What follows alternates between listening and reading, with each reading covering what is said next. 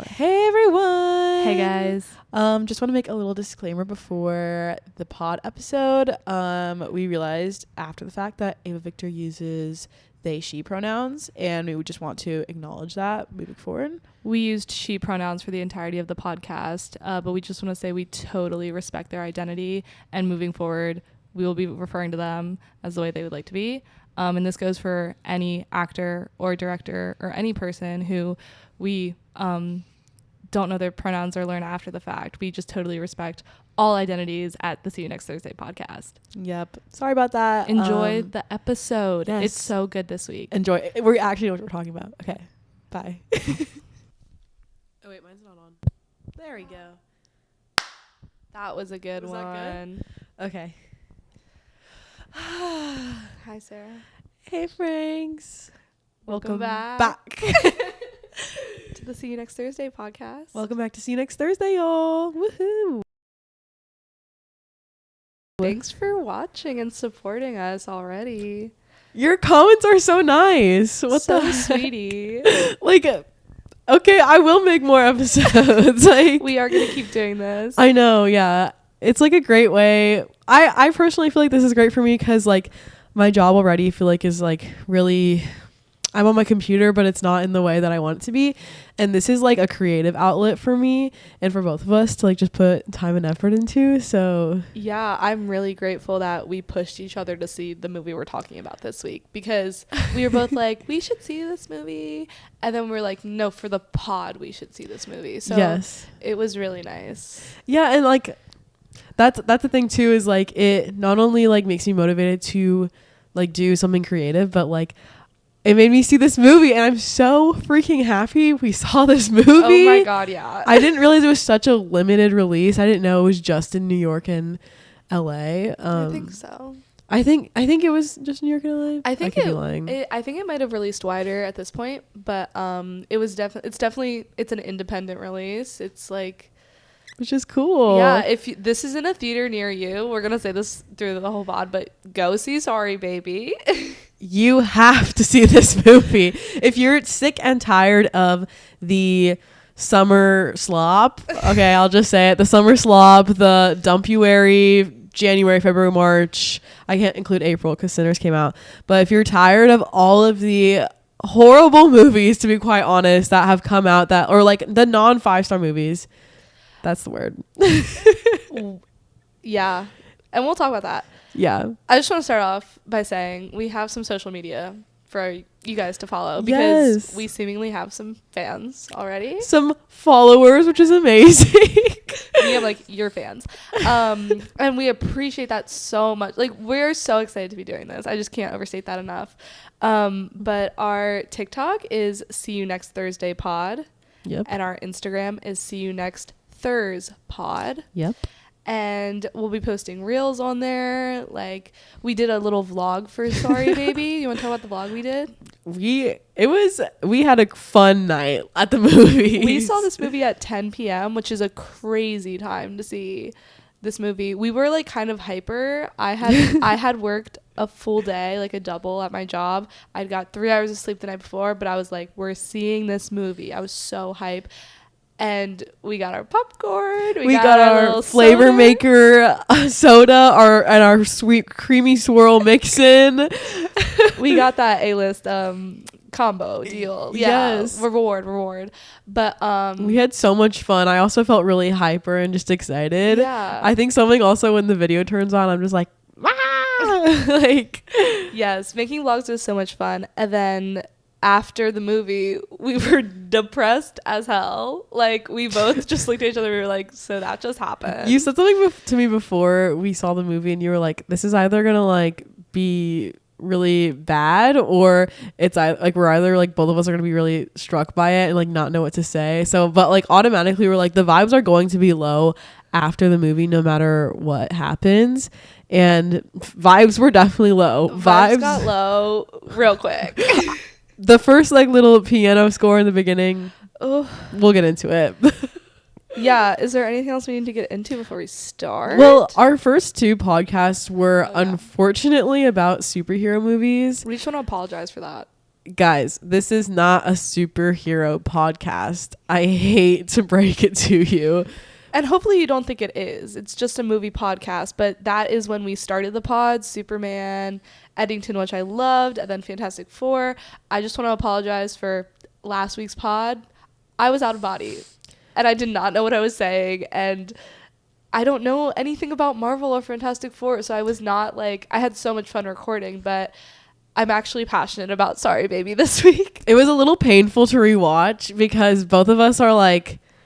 I feel like you can literally see our heads becoming empty as we talk more and more about Fantastic Four, which is like not a problem with the movie. Maybe it is, but it's not a problem with the movie. It's mostly an us thing because we're just like not passionate about that kind of stuff, and that's fine. But like we are actively seeing things that make us uncomfortable and awkward and that we don't have interest in. And I think honestly going to see movies that you don't have interest in is a very good thing. Like, it's a good skill. It's a good skill to have. And like especially when you have something like a membership or a subscription to a theater, use that and like go see these movies because you never know what's going to be your new favorite movie. But talking about Fantastic Four for an hour and 15 did kind of drag it out of me. It was a lot, and we just want to apologize to all the Marvel heads, to everyone who expected this podcast to be something different. We're just two girls, like just two 20-something-year-old girls who like watching movies. At the end of the day, we're just two girls. So we're sorry. Please forgive us if you have any thoughts and feelings. We're so problematic, Sarah. We're so problematic. My bad. Are there any superhero movies for the rest of the year? Do we know? I don't think there's another superhero movie until next year, actually. Okay. I heard someone say that they're like the next movie that comes out might be like Supergirl, honestly, because Marvel is not releasing like Marvel's not releasing anything until like the end of 2026, I think. So Supergirl honestly might be the next superhero movie. I thought DC. God. I thought DC was releasing something later this year, and that's maybe it. Peacemaker season 3 or something.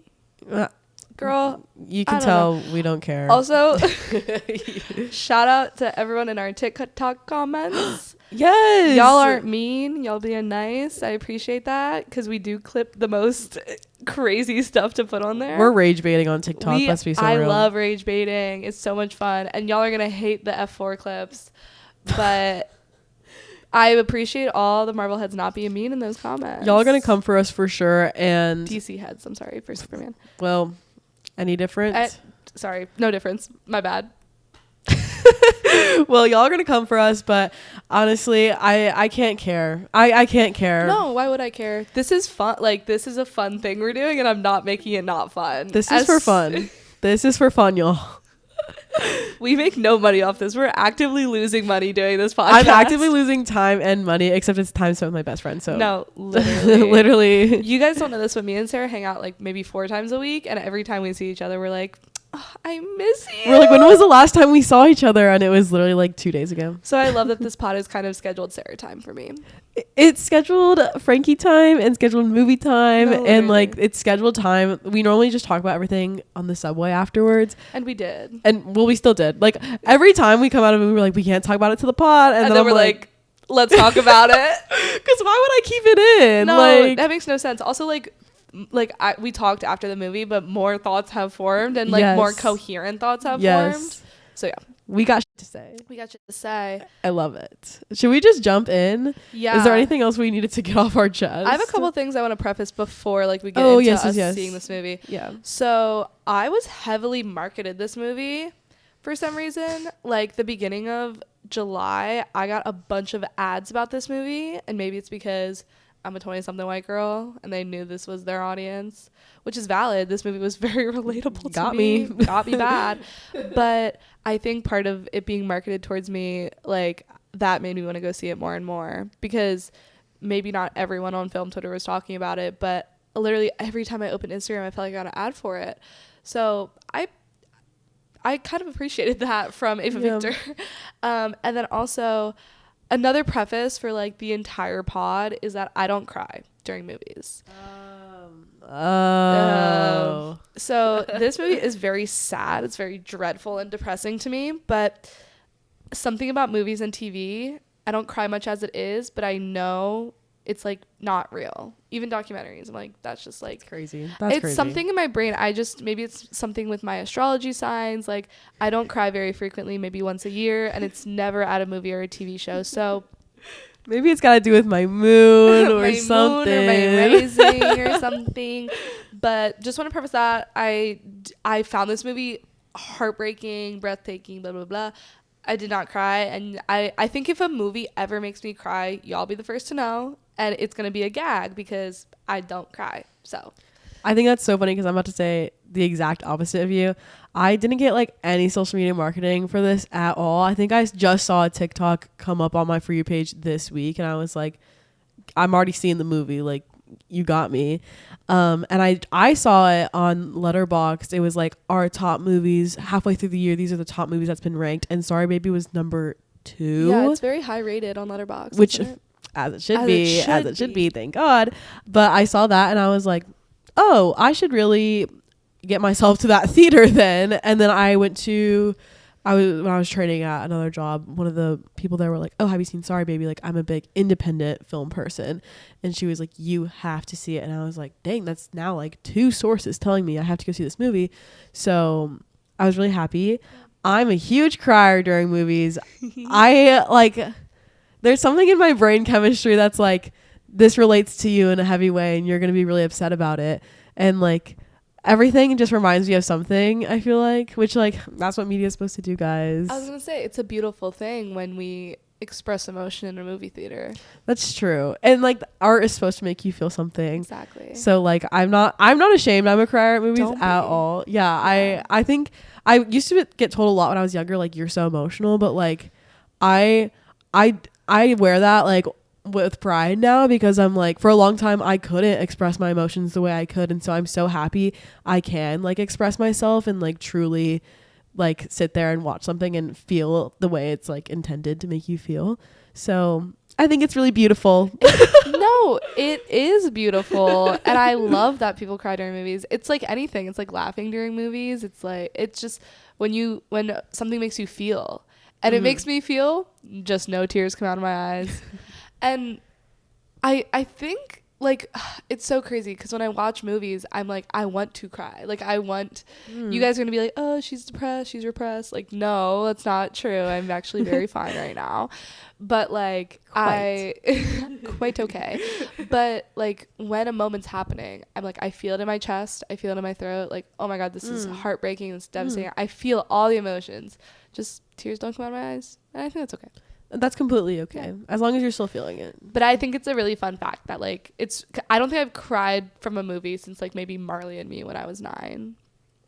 Got it. That movie came out. Just something about me. Just a fact about me. Just about me. Fun fact. I don't cry. Lastly, we're also going to be talking about sexual assault. So if that's a triggering topic, we're not going to make this a spoiler-free podcast either. Spoilers for Sorry Baby. This has never been a spoiler-free podcast. It's episode 3. It's never been a spoiler-free podcast. We're always going to talk about the movie that we saw. We're talking about the movie. If you don't want to hear about the movie, just log off. That's okay. Or like subscribe. Like and subscribe, and then don't watch until you've watched the movie. You know? Those are rules for the pod. Rules for the pod. You can also watch this movie without seeing the movie. I think that's valid and fun, but you're going to get spoiled. So exactly. Yep. Okay. Get into it. Yeah, we should just dive into it. Ava Victor. My new queen. My new best friend. I will follow you till the ends of the earth, girl. I know you live in Brooklyn. Oh, get her. I know you live in Brooklyn, and if you need a personal assistant, I'm right here. You and Celine's song are my new babies. Did you listen to the A24 pod? I didn't yet. I saw all either. the clips, but I don't know if I'm emotionally ready to that might kill. have my queens in the same room. Yeah, that's rough. She went crazy on this movie. First directorial debut, yeah. Yep. And she wrote it. She starred in it. Directed it. Yeah, like how. Probably edited it. Let's be real. Likely. Crazy stuff. I think this also, of course I bring up Celine song, but it's in the like past lives position of the year, like where it comes out like April, May. And it was just such a breath of fresh air in the middle of like all of the chaos that everything has been with the movies. And like, I think we had so many amazing like blockbuster, big, fun, huge summer movies. And when we're like, she went crazy, she did like, it's not the bare minimum, but she did the least amount of like flashiness for like the most amount of effort. Yeah. And that's the beautiful thing. And that's why I feel like I have a hard time like comparing. This is one of my top movies of the year, as is Sinners. I have a hard time comparing the two because they're so different. They're both vying for my number one. And that's the hard thing about ranking movies is like you're comparing this big budget blockbuster vampire musical versus this independent, small, slow, serene, heartbreaking movie. It's just like really the dichotomy between the two. Yeah, I think compare. It is. I think that will be a common thing as we go throughout the year because like after the movie, I was like, this is number 2 to Sinners for me. But like we have heavy hitters coming out for the rest of the year. Yeah. New Noah Baumbach, new Joachim Trier, new new PTA. Like there's so many new Yorgos. There's so new Luca Guadagnino. There's so many people coming out with probably incredible things that it's gonna be so hard to rank movies this year. I think it's gonna be really hard. It's gonna be a great year, which is really exciting because I mean 2024 wasn't bad, but like the spectacle of 2023 was bro, the glory days. I think 2025 is gonna feel like 2023. I do think that the back half of the year has all the movies. Back half of the year's gonna be crazy. Yeah, because I keep thinking about is Sorry Baby gonna, because I'm seeing it again tomorrow, which I'm very excited about because I do feel like I need to revisit and like absorb like knowing what happens and just appreciating the movie. I do wonder like, will Sorry Baby overtake Sinners? That's no hate to Sinners, but that's just what comes down when you're ranking movies to number 1. Like they I love them all. They're I gave them both 5 stars, but I don't know. I'm like, I love Sinners. I love Sinners so much, but I also Sorry Baby is sticking with me just like Sinners did. So we'll see by I guess December 31st which one takes number 1. Not that it's that big of a deal. It's a 20-year-old girl's opinion on Letterboxd list. Like that's what I know. People make it so serious, and it doesn't need to be that serious. Not that big of a deal. I think, just from my perspective, if we are getting into it, get into it. I saw Sinners 4 times. I don't know. I'm addicted to watching that movie. Like I love how that movie, I just love that movie. And for me, rewatchability is like the biggest thing. Not that this movie doesn't have rewatchability factor, because it completely does. I'm like, I know I'm going to turn this on a cold fall day and feel so unfortunately comforted. But like, I do know that's the feelings. But I think Sinners for me is something that I think about. It's like, it like changed my way of life. Yeah. And so that's why for me, I'm like, that is already like an instant classic to me. Of course. But again, like I think people take it so seriously and people can jump to conclusions. I'm saying like, oh, you put this at number 1 and not this.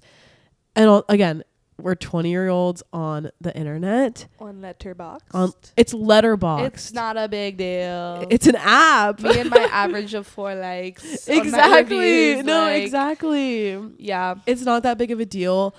At least we're seeing the movies. Of course. And I'm thinking hard enough about them to... Exactly. I totally understand why people don't rank years because it's so tough. And I only started doing it, I think, in 2023 when we had that great movie year. And I was just like, I need to see this all in perspective. But since I started doing it, I enjoy ranking. But it comes with these mental, like... independent film versus big blockbuster. And, like, how do you put those on the same level? Regardless... We both gave this movie immediate 5 stars, which I think is a crazy thing. It immediately went platinum in my household. Took her to the 5-star club on the first night. The first watch. And at least for me, I don't give many movies 5 stars, especially on the first watch. I think I have about 30 movies in my 5-star club on Letterboxd, which is not a lot. In my 5-star club. My personal 5-star club. And that's just because I like to rank it lower and then let movies simmer and sit, and like I rewatch it and then it hits 5 stars. Like that happened with Queer, that happened with Sinners. I gave them 4.5, and then I was like, this actually is the best movie ever, and then I gave them 5. Oh, you're such a marinator. I could not relate. I need to see it again. Sorry, baby. I feel like I keep saying it like a Canadian for some reason. Sorry, baby. Sorry, baby. I left the theater and I was like, I think I can't think of anything wrong with it. Like, I truly can't. I don't have any gripes. I don't have any nitpicks. And I think that tells me you need to give this 5 stars. Yeah. This movie's so impressive to me. Like, from the perspective of people who have made films and like know the work that goes into making like an independent feature, this spoke to me on like a whole other level. And it was so important, but like the feasibility of making this, I know was the odds were probably stacked against them because it's an independent film. Yeah. But it's like 4 locations, small cast. It doesn't need to be this big spectacle. And I think she just did so much with what I know that was probably the intention, is to make it so subtle, but she did so much with what she had. It was so little. And that again, like going into blockbusters, like it's so hard to compare, but I just respect. I know this was a lot of work to do, and I just respect it so much. Seriously, when I was watching it, I was like, I get this movie. I know the odds were probably not in your favor making this. Well, shout out Barry Jenkins. My king.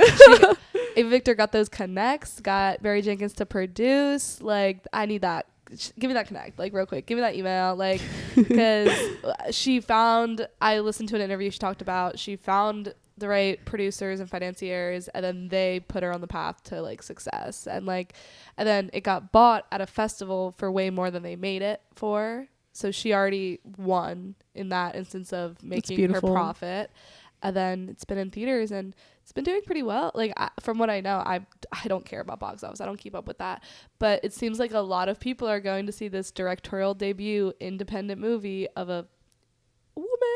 Woohoo! Women filmmakers. And that's a beautiful thing, that to hear that like there is mentorship and there is like guidance in the film community, especially for emerging young women, because that has not always been the case. Yeah. And to see, I mean, I am gonna say Past Lives a lot, but to see like Celine Song do it, and then to see Ava just come out and like kill it, it makes me so excited for the future. And like I'm so happy that those are my role models that I get to look up to. Yeah. You know, this movie is gonna mean so much to me and so much to so many people, just because of the themes.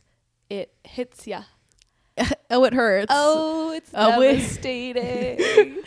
Oh, it devastated me. Oh, that was devastating. I actually can't think of certain scenes without feeling immense dread. Yeah.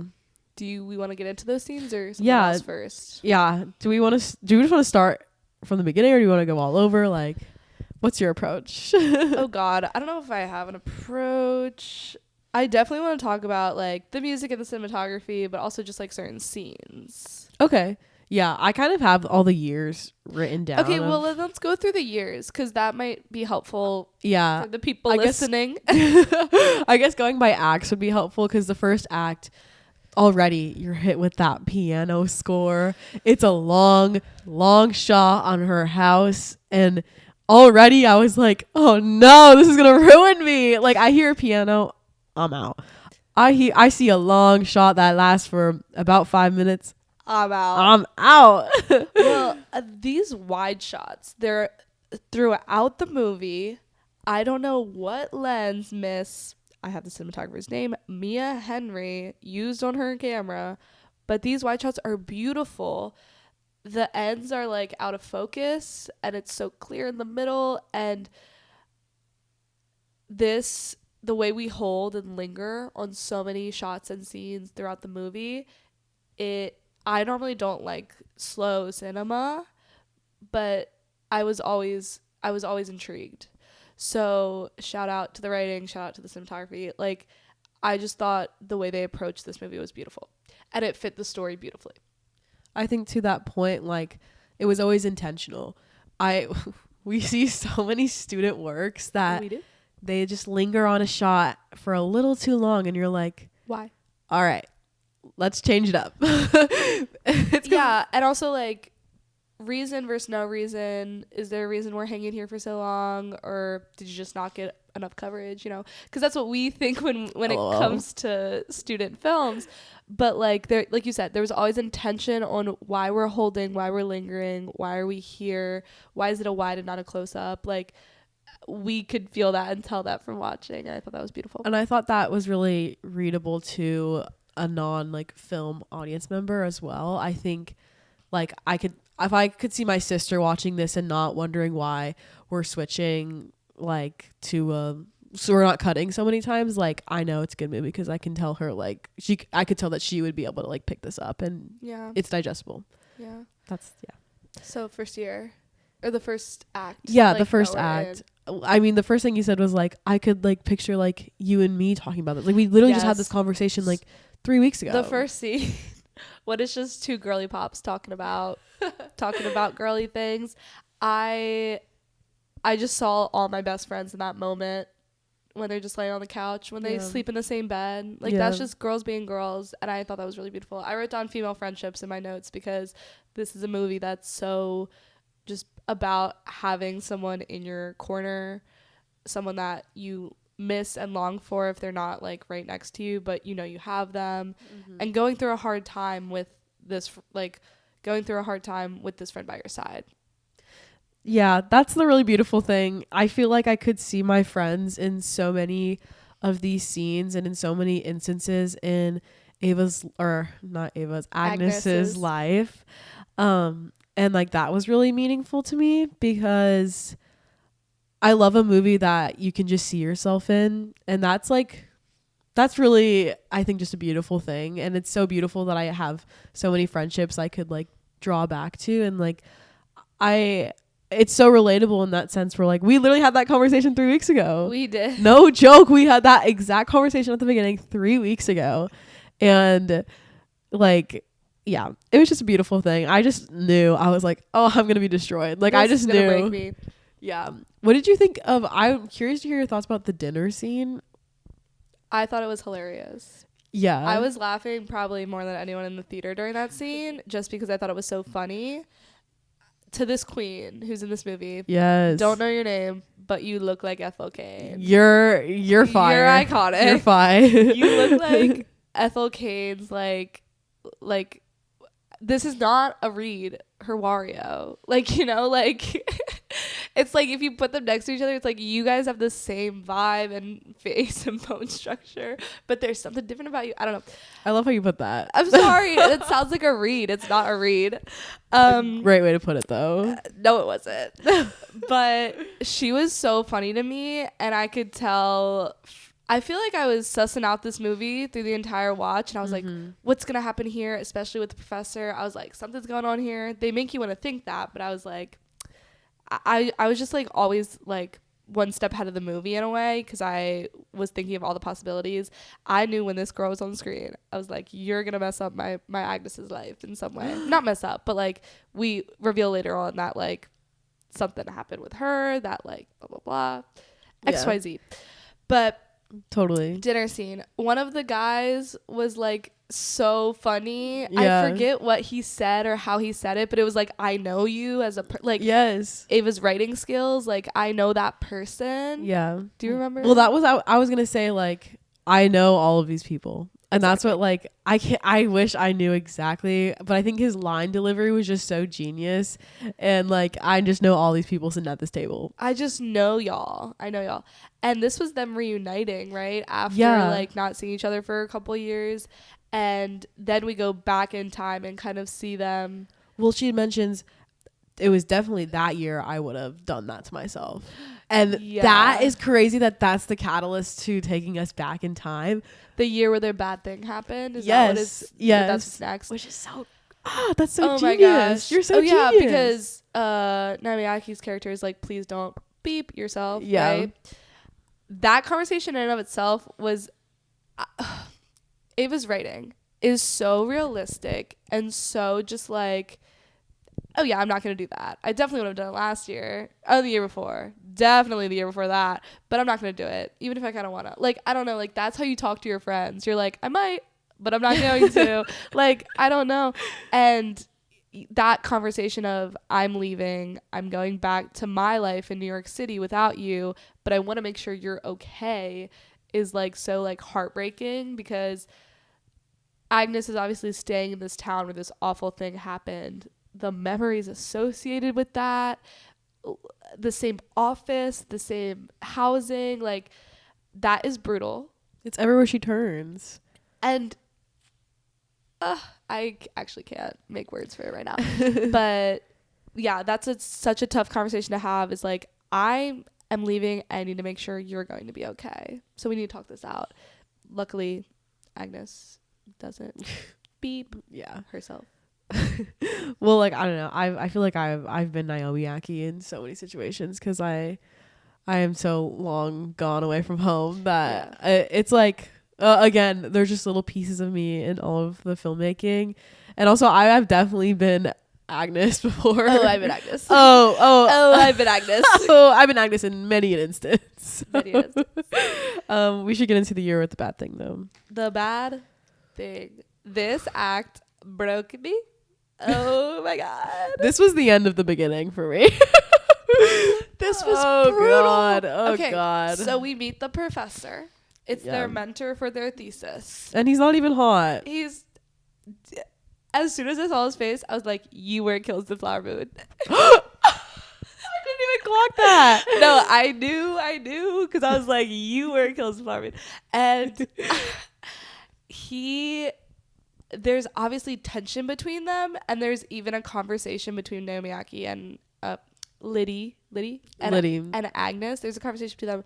Would you have sex with him? And she's like, no. Like, it's such a conversation you would have where you're just like, do you think our professor's hot? And you're like, no, I don't think so. Like, maybe I'd kiss him, but like, no, because you never think that's gonna be a actual possibility. Yeah. And then, do we want to talk about what happens? Yeah. Well, first they meet in his office, and I thought that was where it happened. So I got really nervous. Like I was during the scene where they talk about their thesis. You thought it was going to happen during that? I was incredibly nervous the entire time she was in that man's office because, like, well, we just knew. We can feel it. I was like something. The whole letterbox like. What is it? Log line is literally like something bad happens to Agnes, and I was like, okay. I was like, this office may be the room where it happens. The room where happy 10th year Hamilton. The room where it happens, and then it's at his house. Well, she's also texting him, which I think for me was a red flag because I don't know. She's in a grad program. And I don't know grad programs like that. You probably do have your mentor's number and you're texting him about your thesis and stuff. For me in my college, like undergrad, I only had one professor's phone number and I was never texting her like, hey girl, what's up? So like when I saw they were texting, I was like, oh, this is bad. But that's when we first hear the word extraordinary through text. And then during the first meeting for the thesis. Killer. And that word comes up later. But then he changes plans for the second meeting for the thesis, and she goes to the office and he's like, come meet me at my house, which crosses the line. And then we have this beautiful wide shot. We have the shot of the year, the shot, y'all, of this house, and we linger on it for so long, and I knew it was gonna change tonight. But it changes to evening, and then it changes to night. And you're just filled, once again, with immense dread because you know what is going on in that house, and it is not being shown. And I think this is something we can talk about in a lot of films where do we show the essay? Do we allude to the essay? Do we talk about it? I think this was a beautiful way of showing, you know what's going on in that house. You know why she's there so long. Do you know the details? No. And we're not going to show you. But it happened. And you can tell as a viewer just from looking at a wide shot of a house what is happening. And that's, once again, exceptional writing. Two things. They never actually say the words essay in this film at all. I don't think they do, yeah. Which is a film, I don't want to say about, but a film about that where they don't even say the words. That is, again, phenomenal writing and just beautiful storytelling. Like, you clearly convey something without even having to say it. That's what film is supposed to be. Hello? Yeah. This is not to, like, say that men are dumb or dumb as rocks or none of that. I would say that. Just sorry. This is not to undermine men in any way. However, I really wanted to know how the men sitting like 4 seats down from us knew, if they knew what was going on, what they thought. Yeah, we did have a group of guys sitting like right to the right of us. Yeah. And I felt like there were a lot of scenes where we were laughing and they weren't. And So I many. picked up on that. And I didn't know if it was because they were uncomfortable or they weren't getting it. But we, as women, maybe I shouldn't say that, not as women, we just felt free to laugh during these certain moments. Well, it was relatable to and us. they weren't. Yeah. So I'm curious about that. But continue. It was, I think, I really wish I knew what they thought or if they knew that that was happening. We should have kikied with them after. Well, they left expeditiously. Oh, they didn't even stay for like the credits. They were like, let's go. Yeah, as soon as like the first inkling of light rose in that theater, they were out of there.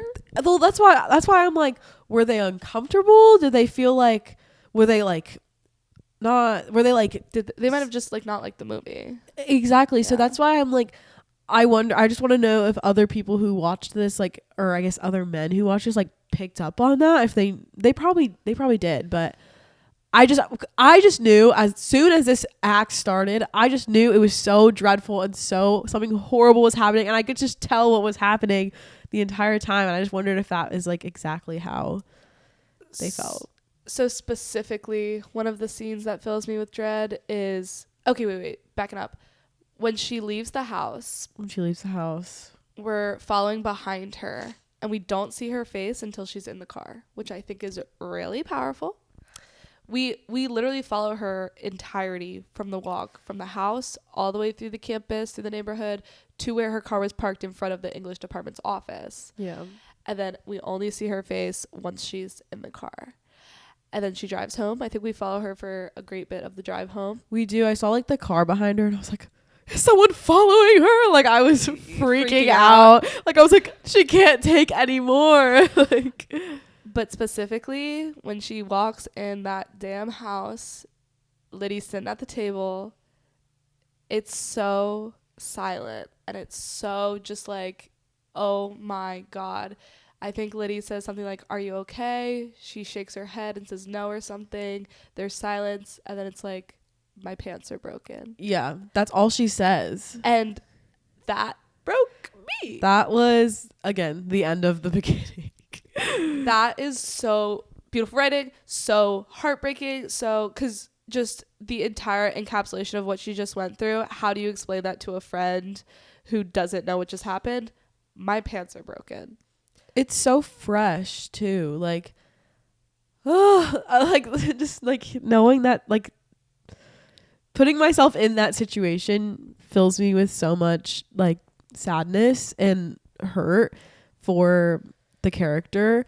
And like, especially like she how was meeting with your professor? How was meeting with whatever? Yeah. And that's all like she can say. That's one of the scenes I think about. I get chills. It's really heartbreaking. My pants are broken is really brutal. And then we have this beautiful long bathtub scene, which is just an explanation of what happened. And what's, like you said, I think it's a great description. It's so fresh but she can't remember a lot of like some parts of it, which is really realistic to SA. And you're just trying to tell your friend what you went through, but you don't even know what you just went through. Yeah. And like, again, with her writing, how like it's so genius in the sense that she's literally like, and then I think this happened, and then this, like, she's like, I don't know. And like, it's so careless how she reads the lines and like the dialogue, and that's so realistic. Sadly, it's just a very honest like reaction to everything that happened, and it's so again, it's so fresh. I can't imagine having to be put in that situation. It's really brutal. But this scene is so good. Beautiful. So good. This is where I cried. This is the first time I cried, because I was like, this is how she was reading the dialogue, and the like Liddy being there for her, and like that is so powerful in itself. And bringing awareness to something like this in such a, not without even having to say it, like. And then if we're ready to go to the doctor's appointment scene, immediately after I'm sobbing, crying, we're laughing our asses off. I'm hee-hee-ha-haing. Mind you, we're the only ones laughing. Yeah, we were the only ones laughing during the scene. And like, we were like, this is supposed to be funny. Clearly written by a woman, written by someone who maybe went through this. Because like you said, we never say these words that are aggressive, but then we immediately do from the doctor, from this male doctor that comes in. And he just says it flat out. He's like, why didn't you report last night? Why didn't you go to the police?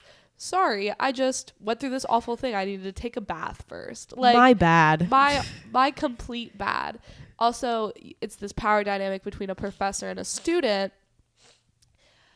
So yeah, this doctor scene is just really, really funny. Clearly a moment of comic relief after this awful thing that happened, but it's still incredibly real and hard and touching in a way.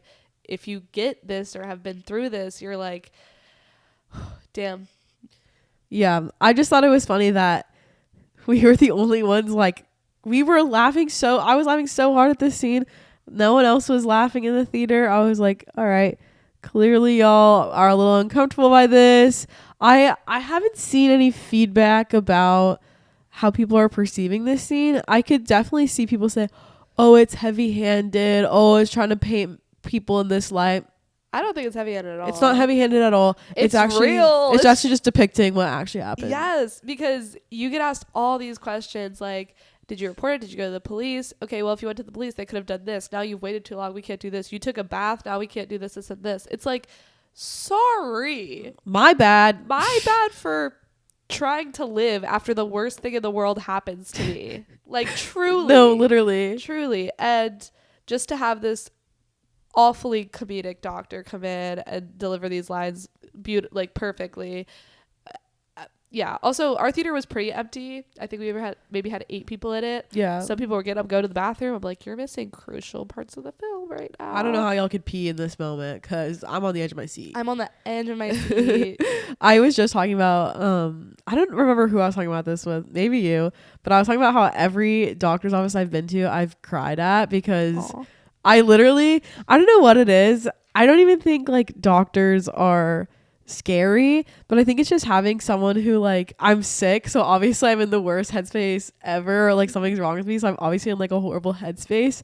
And so like when a doctor's telling me things, I just can't help but cry, because I'm like, oh, like, I just want my mom. Like, I wish my mom could speak for me in this way, but like I have to like be an adult, and like you're so vulnerable, and Agnes is so vulnerable when you're in these like instances of, because you feel like you're in the wrong for being sick or for being SA'd. Like, you feel like I did something wrong for this to happen to me, and now I have to have someone brutally like look at my body and my perceive myself, and I just want my mommy. Like, that's so real and true. Yeah. So I was like, this man, I don't know if he would intimidate me, but I would definitely be like, that's definitely a way to put it. Like, but I really appreciated how Liddy and Agnes were kind of just straight up with him. Yeah. And like, they were really funny. Like, they didn't take it. Yeah.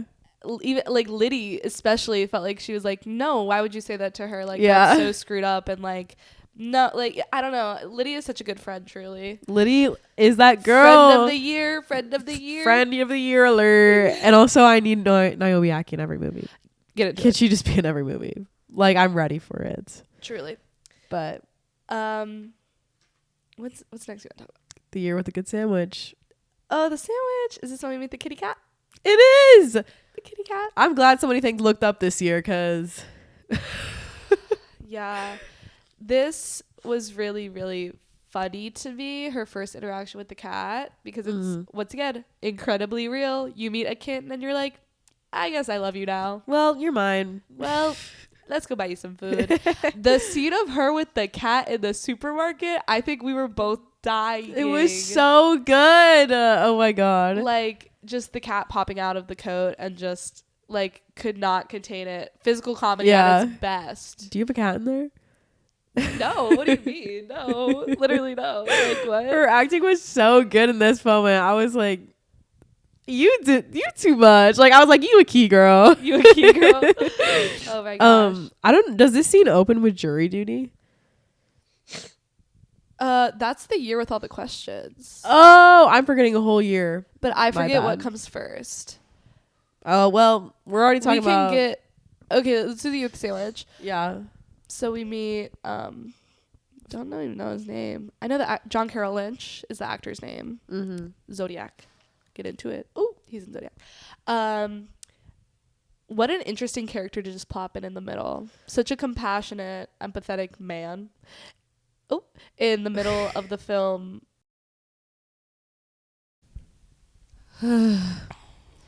So John Carroll Lynch. Let's go there. Let's be there. It's only episode 3. We're still new to this. Yes. So, the year with the good sandwich. Yeah. The cat? The cat. The cat.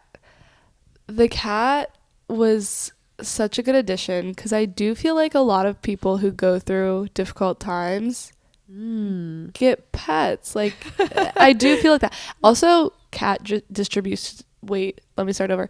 Cat distribution system in action in this film. Yes. Do you remember what she names the cat? It's something weird. It's something like funky. Does she say the cat's name? She does when there's like a mouse in the bed. Oh my God, I forgot that happened. I just got triggered. That part was crazy. I forget the cat's name, but the cat was such a fun addition. And then she has this like panic attack on the road.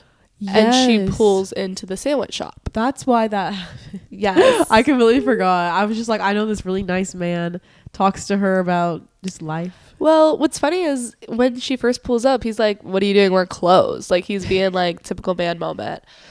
But then he goes, my son has these anxiety attacks too. Let's breathe together. Yeah. And we all start sobbing. Yeah. I was like, okay, yeah, let's all breathe together. I think I low-key took a deep breath. I did too. I breathed with them. Me too. And then 1, 2, 3, 4, 5. Because also, like, we've all been there. We've all done that. Oh, we have. Luckily, I've never had to drive while doing it. Yeah, I don't have my license. Sorry, had to get that in there. I'm trying to think if I've ever had to. I've definitely like have been sobbing and have had to drive, and like that's really dangerous. But sometimes I'm like, this is really cinematic. Like sometimes, like when I said goodbye to like my best friends, I was like, this is really cinematic. But I was also like, this is dangerous. I need to stop sobbing. Yeah. But like, I don't know if I've ever had like a panic attack on the road, but like, I can imagine how disorienting that is. For sure. And how awful that would be. I don't know. I don't even know how I would be driving in that moment, to be completely honest. So shout out to this random guy. And then he's like, literally, let me make you a sandwich, which is sweetest thing in the world. Exactly what she needs in the moment. And they sit overlooking, I think, it's either water or construction site. I think it's water, but he does mention. He does say there's a construction site over there. Okay. So they overlook this beautiful water, no chairs, so they're sitting on the ground. But they talk, and she keeps alluding to what happened, and he's just trying to be there for her. I think he is there for her. And what broke me was when he was like, "Are you safe at home?" Because she obviously didn't want to tell him exactly what happened, but he just needed to make sure she was safe. And I thought that was just like a really olive branch moment of like, I'm not gonna pry, I'm not gonna ask you to tell me what happened, but I'm gonna ask, are you safe? And she's like, I'm fine. So that was really beautiful to me. And the distance between them, I think it's like really beautiful, like something that you don't really think about. but the distance between the two characters, like, to show just community in that sense. And also like a kind man who has kind children. Old man, yeah, who's just like genuinely looking out for someone, like a passerby, a customer, not even a customer at that point, but I don't think she paid. She didn't. Which like lit free sandwich. Lit. Yeah, but that was a beautiful scene. Yeah, I want to go back and watch so I can like really digest everything he says in the scene. But I think it's like a great bridge between The Year with the Bad Thing and The Year with Questions, because it's like the recovery of it. Like, I mean, when things like this happen, you're always like still processing them. Oh my God, yeah. But like freshly after this, it's well, a great like moment. You were saying, a good bridge. It's The Year with the Questions versus like barely any questions. Like he does not question her. And then during the jury scene, it's question after question. Yeah. Oh, you genius. Ava Victor. Oh, Ava Victor, you genius. You genius. Do you want to talk about the jury scene? Yeah, let's get into it. So, very funny. Love this scene. Very, very funny. Love. Even like just her presence in the courtroom before she gets chosen to be on the jury is just like very awkward and funny. Yes. And the flyer she had to fill out where she's the little drawing the circle between female and male. I was like, you queen. I f***ed with that. That was real good. That was really funny. And then later we learned that she wrote smart and then crossed it out and wrote tall. Okay, queen. Like, well, I have a coworker who recently got summoned for jury duty, and this coworker is like our little brother. Like, it feels like he's just like a little brother to all of us. He's like the same age as me, lol. But like, just him being in jury duty is like crazy to me. And so like, I think it's so funny thinking about her in jury duty and like my coworker in jury duty. I'm like, oh yeah, like these people just queer people don't belong in jury duty.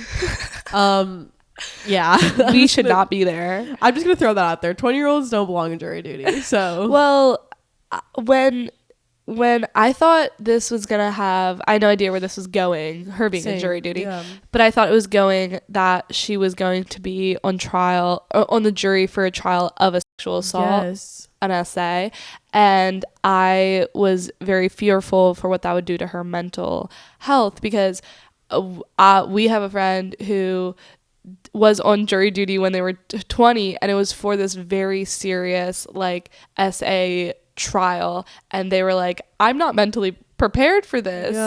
And like how like I don't know, so I was worried about like that, what the trial was, and not the questioning of the jurors. And so when it turned to that, I was like, okay, this is interesting.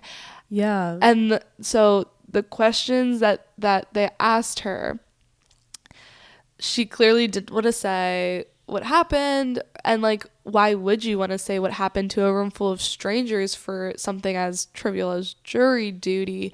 But by not saying it, what I thought was interesting was by like being asked these workaround questions, everyone basically knew, which I think happens a lot just in everyday life when you're being questioned.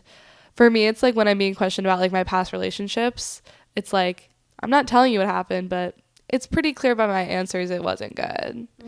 So like, that's always the hard part of like, should I be straightforward and tell you exactly what happened, or should I work around it and you know what happened? In a room full of strangers, and like the whole scene completely subverts your expectations because you think that she's gonna be on trial for like a really awful, horrible thing, but the jury and the I don't know, the judge / the not the judge, the prosecutor. Legal team, help us out. The lawyer. The defendant. No, not the defendant. We'll get there eventually. We'll get there. However, the woman who is explaining, the legal counsel who is explaining all of the things. My Succession knowledge just came out real quick. I said, anyone in law, help us, like, please. The judge was also the judge was clearly like, he was like, what? What's going on between you two? But this female legal counsel that was questioning her. Yes, it was really, again, it was amazing that they don't say anything, but you just know. And there was like a certain shot where the legal counsel, like there's just a look on her face that tells you everything you need to know. And that's before she walks over to the judge. But like she understands it in that moment. Yeah. And like I know all the extras and things like that were probably directed to like not really like pay peace of mind to it. But it's the fact that like the one woman who has the power in the room, she understands her in that moment. And at that time, they're just two women who get each other. And it's not like a power dynamic or like she's going to jury duty in that moment. Because I also think, if I remember correctly, she asked like, were the police involved? Yeah. And she's like, no, like I didn't get the police involved. And I think that might be when she gives the look. Like there's a look between them and it's like, okay, now we're on the same wavelength. And then she goes and talks to the judge and I'm dismissing you, which I think was for the best. Yes. And yeah, what I also thought was you can see Agnes like in that moment when you're like, I don't know, she didn't go through, like this is something she could have went through as like a defendant if she brought this to criminal court. Yeah. If she decided to report her essay and exactly. it get to the point of there being a jury and like a trial, she never went through that, but she got called for jury duty and now she's doing it for something else. That just the thought of like I could be here in a different position, really interesting. Yeah. Such a fun place to put, my P's are loud. such a fun place to put your character in that's unexpected, just a jury room. And it really subverts your expectations because you think it's gonna be one thing and then it turns into another like really meaningful scene. I'm like, where are y'all living? Because the community in this place is just cry uplifting. I actually looked up, I think it's supposed to take place in Maine. Which I kind of got because it seemed very like small town. Yes. Northeast. But I think they filmed in Massachusetts and maybe Canada. I'm lying right now. Like I really don't know. But I'm lying right now. I'm just lying. Like I have no idea. But I'm lying right now. But I noted when I was watching this entire film, I was like, I love wherever they filmed this little town is very cutesy. And it's like everything's in walking distance. Obviously, it's like a small college town. Whoever did the location scouting, you ate down. Like, great job. Yeah, I loved this little town that they filmed in. But just still living in the place where all this went down. Okay, and then if we're ready, we go back to the year with the baby. Did you want to talk about Gavin at all? Do we care about Gavin? I do care about Gavin. Okay, let's talk about Gavin. I don't know. I don't know if I have thoughts on him, but I think he's important to the story. Definitely. Because they first meet by her asking if he has any lighter fluid. Crazy drop. We're making hot dogs. Sorry, there's only 2 hot dogs. Yeah, I've seen that in the trailers and that was so funny. And their like little meet cute is really funny, but I think he's important to the story and like showing a full circle of things. Do we learn what she was gonna light on fire? His office. Yeah. It was his office. I was like, we can either assume or it was his office. Yeah, Gavin's so fun. I love Lucas Hedges. I love Lucas Hedges. Shout out him. He was great. Yeah, just also like going through this thing but still able to be sexual is really like interesting and like a fun thing to play out and visualize. Like you're still maybe having hookups, you have a friends with benefits, but you're still working through this trauma and like and you don't want to explain that to these people because you don't really know them like that. They're not really there to be like nurturer, carer. They're not your partners, so why would you have to explain yourself? But then it puts you in this really awkward position because Gavin's like, so did you like that? Yeah.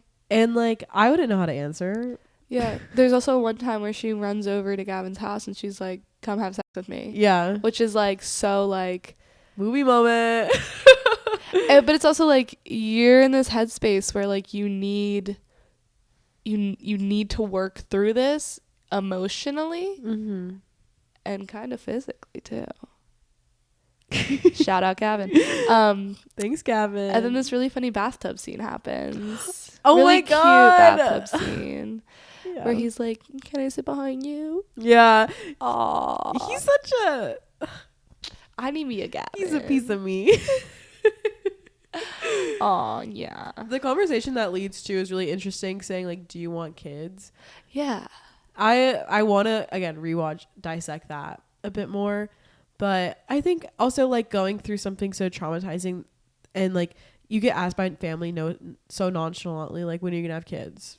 Like and like that's just a experience that every woman goes through as well.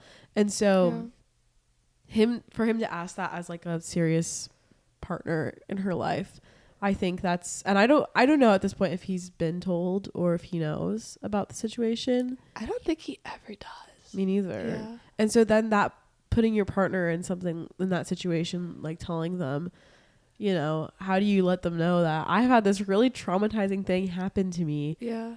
And and what it boils down to is she's like, I'm not ready as like a mother, but but you also have this friend that's having a kid at the same time. Yes. So you're like, am I late in life or whatever? Yes. Am I waiting too long? Or yeah. Also like the person that essayed her had a kid. Yeah. And like the whole separation of them and the kid, like I feel like the professor kind of used that as like, Definitely. Sorry, I have to go pick up my kid, like blah blah blah. Definitely. Just like really interesting. Are we done with Gavin? Yeah, I think we touched on him for a good bit. I just don't want to forget him. Yes. No, he's incredibly important to the plot story. Yeah. I'm glad you brought him up. But I forget which act this happens in, which chapter. But when she gets offered the role Oh, yes. So she's a part-time teacher at this college. And then they offer her a full-time faculty position, and they say, we've talked to current and former faculty to get your recommendation. The word extraordinary is brought up.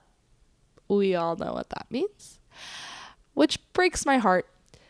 We didn't mention when she reported to the college, they were like, LOL, he left this morning, like he quit this morning, so we can't do anything about that. And she was like, okay. She's like, great. And it's two women who are like, we understand you. We're here women. For you. We here for you. Like, that's truly like, your mind, Ava Victor.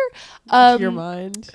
But so when she gets offered this full-time faculty role, they're like, we want you to create a class based off your thesis. She's like, I haven't looked at my thesis. Little do they know, it is taped to her windows. And the scene where she puts it up on the windows is the second scene that fills me with dread. Chills. Again, Ava's mind. How do you think of something like that? It must be personal. Because like, how do you think of something like that? It's really, really brutal. She like takes her thesis and individually tapes them to her window. And it's because there are like moments in this movie that low-key feel like a horror movie. Yeah. Because she's hearing stuff in the woods, and she's like sitting in her bathroom and looking around out the windows feeling watched. It feels like. And then when she goes in her room, she puts the thesis up, and it's like, damn, that's really like, so she's shielding herself from the outside world with this thing that like is the catalyst. Like it hurt her. And so when she's offered this role, she has to make a freaking class about the thing that and so she takes them off her window, and they're like sun stained, and like you can't see the highlights anymore, and like the scribbling of the professor.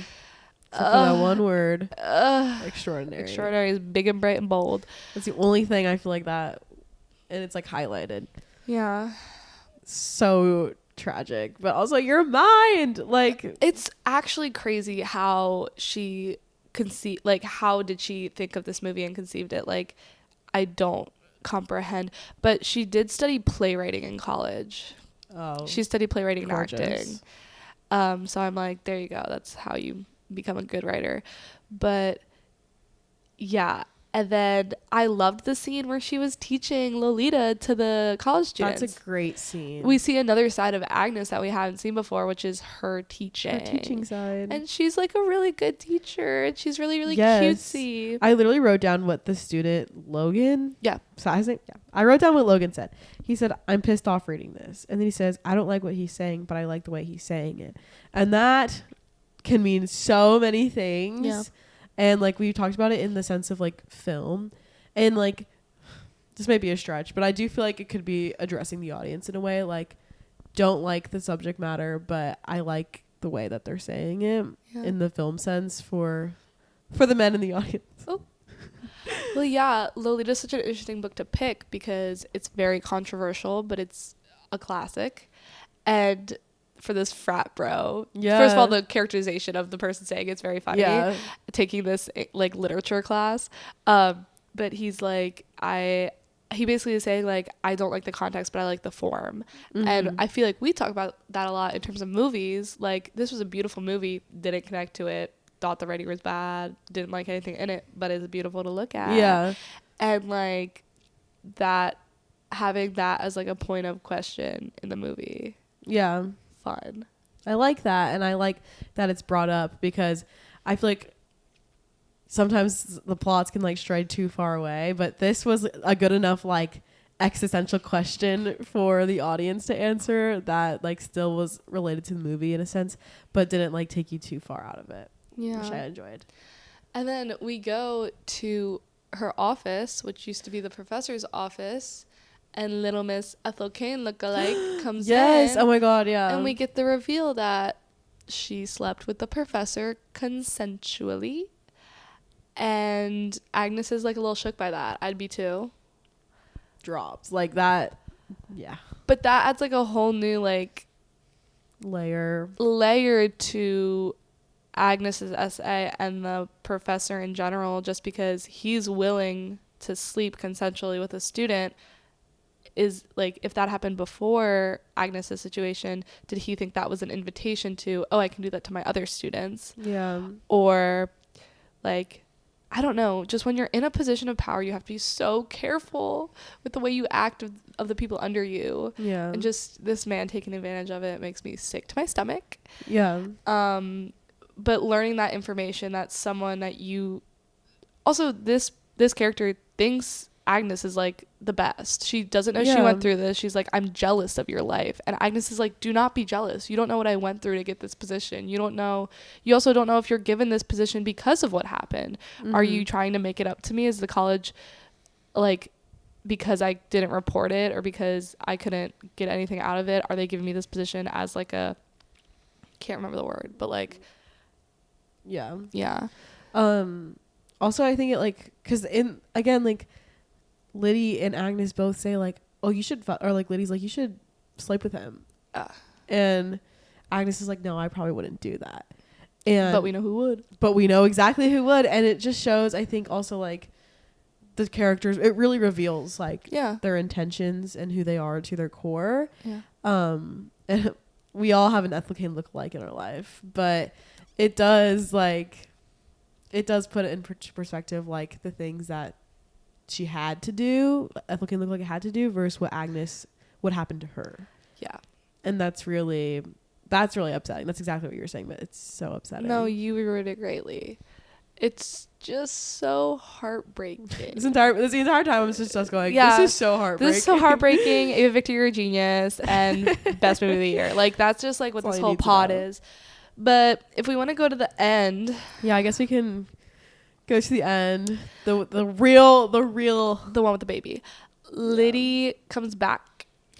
Yeah, from New York. And she has a little baby with her. And we get to meet Fran. Fran is such a funny character. Fran is so... When she first showed up on screen, I was like, she kind of looks like Agnes. I was like, okay, Fran. No, Fran's hot. Do they use they them pronouns? Yeah. Yes. Okay. Yes. And I thought Fran looked like Agnes for a second, honestly. Really? Yeah, that was my first thought, was like, are they trying to do something like that? But I don't think it's meant to be that. It's just another white person with short brown hair. Fran just looks so straight down the line. This is how things are. Yeah. I know Fran in my waking life. Fran not wanting Agnes to like be near the baby is really funny to me. Also, like, Fran low-key, like, not liking Agnes, like, being like, you're weird. You're weird. But also, like, we all have, I feel like, a friend who has that boyfriend where, like, not boyfriend in this part, a partner in this situation. Sorry. No. A partner in this situation who is like you like them, like you kind of have to like them. Yeah. And like in a sense they are like, you're like, oh, I guess they're right. But also like your two personalities just don't mesh. Yeah. And then like Liddy's like, hee hee hee, my best friend Agnes, like la la la, like that's how I am with my friends. I'm like, hee hee, my best friends, and sometimes my but also like Fran is so New York, and so coming to this small college town where Yes. it's like a past of Liddy's life, like totally. you don't know me from this era, but Totally. Agnes knows me from this era. Is really, really funny. Oh God. And then we meet the little baby. We meet the I forget what its name is. We're so good at our jobs. The little baby. Next time will be better. Yeah, but they should have named it Agnes, of course. Wasn't named Agnes. But basically, they were gonna go to the lighthouse, and then Agnes is like, "No, you guys should go. Like, you guys have a couple moment." Liddy is clearly like, "Yeah, Let's have a couple let's moments. go to the lighthouse," and Fran is like, "No, wait, don't drop the baby. Do Yeah. not drop the baby." And then Agnes has the entire movie, especially like coming up to the last third, I was like, how is she gonna bring this home? I was like, how is Ava Victor gonna end this? Because this has been so powerful. How do you conclude a story like this? Yeah. Having her conclude it with Agnes just talking to a like 3-month-old baby, 6 months old, I don't know, just like in her little sunroom, and just being like, bad things are gonna happen to you, and I'm here for you, and I wish I could stop them, but I can't. It's just like she's basically having a conversation with herself. Yeah. And like, I feel like when you go through the awful traumatic thing that everyone goes through, you have to have the retrospection of, oh, I was innocent before. Yeah. And now I'm not anymore. And I've grown up. And now when I see people, like for me, when I see people who are younger than me or haven't gone through that insane thing that happens, you want to protect them. Yeah. Like, I think of my parents a lot, and like how they like couldn't protect me from what happened. Yeah. And how awful that is, because all you want to do as an older person or a parent or a friend is protect the person. Exactly. But obviously the baby doesn't understand what she's saying, but she has to say it. Which I think is poetic in a sense, because like this kid has no idea what she's saying, no idea what she's been through, has no idea what life is going to bring her. And then there's someone sitting there with this past telling her about these things. Yeah. And like, again, it's she's telling herself, but in a sense she's admitting to herself finally through this baby of everything that has happened to her. Yeah. And it's the monologue is so beautiful, and like it's not just one of those corny like live life to the fullest. It's literally like horrible. This life is horrible. She literally goes, if you ever think about offing yourself with a pencil, with a knife, she literally says that, talk to me first, which I think is so real. Once again, you're talking to a baby. They don't know what that is. Exactly. But she's literally like, I am stating from the moment I meet you that I'm here for you. And it's because her mother is her best friend, and her mother was there for her. Yeah. But when I saw the monologue with the baby happening, I was like, this is an incredible ending. This is how you end a movie like this, because in any other world it just drops off, and it's not like there's no conclusion, or you don't feel fulfilled or finished by it. But having this deep conversation with this thing that can't speak back to you, it was really powerful. Also, like, the baby's parents aren't there to like police what you're saying. She's literally just like, I'm gonna talk to this thing that can't talk back to me. I think she even asked before Fran and Liddy leaves, what do I say? And Liddy's like, anything, she's a baby. And then she goes on this whole tirade of, I love you, basically. And it's not like not that these endings are corny, but like being like, oh, you won your case. Yes, amazing. Oh, the teacher was fired and punished, and he had horrible things happen to him. It's like, no, I'm still living with this, and my life is still so shook up by this, and I have no idea where that man is. I had nothing good has come from this. Yeah. Except for you, a child that like I can talk to, and like I love that it's that. I love that you said that because that is so true. I thought the ending might have something to do with Gavin, like, let's be official boyfriend girlfriend, my trauma's gone, They're like, married with a kid, like, yeah, or like she finds out she's pregnant, okay, I'm having a baby now. Like I thought it was gonna be something big, life change. Nope, it's just a baby, and it's just a conversation. And you're right, like healing takes so long. Don't know if you guys know that healing takes literal years and years and years. Still healing. And you're constantly healing and you're constantly learning things, but like that was clearly a breakthrough moment. Like we see Agnes in these moments of talking to Lydia immediately after it happens, talking to the sandwich shop man, talking to the legal counsel, talking to the baby. These are ways she's processing her emotions, and it's literally over the course of 4 years. Yeah, because this crap takes that long to heal from. Yeah, it's a lifelong process, and I think this is a great way to round out like I'm still healing, but this is life, and good things can come out of good things. Like if like she continued her friendship with Liddy, and that led to this good thing happening of this child being born, and it is basically like my niece now. Yeah. And new life and beautiful sexual relationships and stuff like that. Yeah. Versus, you know, your life can go downhill after something like that happens, but there's also these beautiful moments that come out of it. The free sandwich, the cat distribution system. We see the back and forth between the aftermath of the worst thing that can happen to you. The highest of highs and the lowest of lows, and that's truly your 20s. That is your 20s. Truly your 20s. I don't know what your 30s are like, haven't experienced it, but your 20s are so the highest of highs and the lowest of lows. God. So like, I just think it's such a great way to wrap up the film, and it really stuck the landing. It incredibly did. It really stuck the landing, and yeah. I'm so excited to see it again tomorrow. Oh, I cannot wait. I'm telling you, when I get to that fall day, I think it's going to be on HBO Max because it's $8.24. So it's going to be going triple platinum in my bedroom. Oh, babe. It's going triple platinum this year. Yeah. It reminds me, okay, these are really crazy comparisons, but it reminds me of the way The Holdovers makes me feel comforted. You love this The Holdovers? Love The Holdover. Petite Mama. The way that makes me feel comforted. I thought of Petite Mama too. Yes. Because I was like, female director makes me want to. Yeah. Like.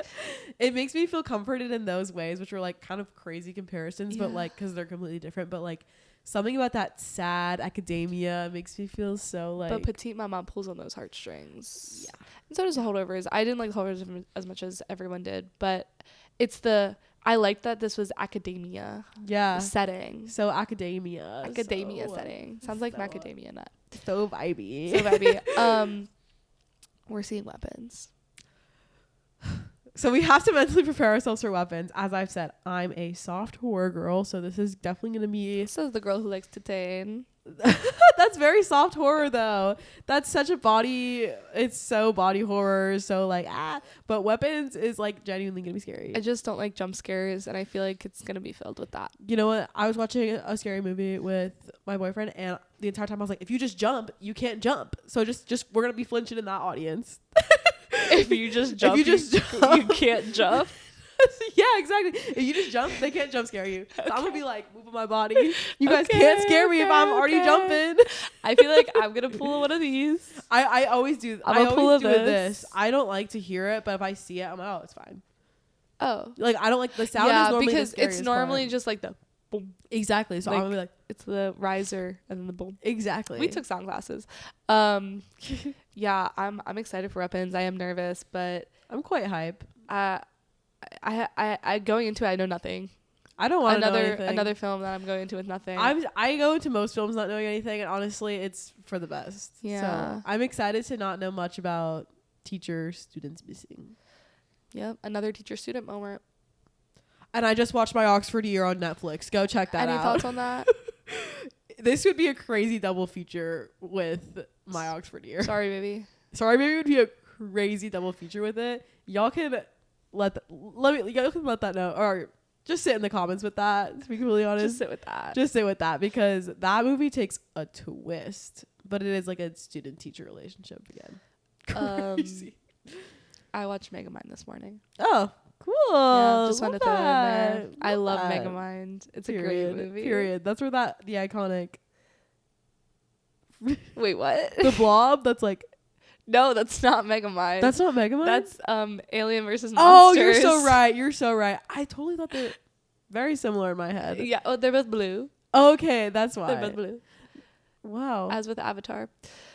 Now we're just saying stuff. Now we're just just saying, saying stuff, stuff. guys. I hope you guys enjoyed the podcast this week. Do Yes. not forget to follow our Instagram and our TikTok. Subscribe to our YouTube. like these videos if you want them to keep coming. You can follow us on our personal pages. Yeah. And you can always feel free to comment like recommendations of what you want from us. yeah, Like that'd be really fun. I know we're doing a lot of new releases because like a lot of good stuff is coming out, but when it gets dry, come the end of August, I think. we might need some like throwbacks of old movies or Yep. like director specials Right before and like stuff. NIF, Yeah. we'll definitely need So some. if you have anything you want us to talk about, we'd love that Yeah. feedback. I would love And that. thank you guys for watching. Yes, thank you guys truly. so much. Oh my god, Sorry F3 was a little chop, but got a little crazy. this movie's so good. Go see Sorry Baby in theaters. 5 stars. Support Ava Victor, 5 stars. Yes, go support independent cinema. Yeah. I love you, Sarah. I love you. Bye, guys. We'll see you guys next Thursday. Bye. Bye.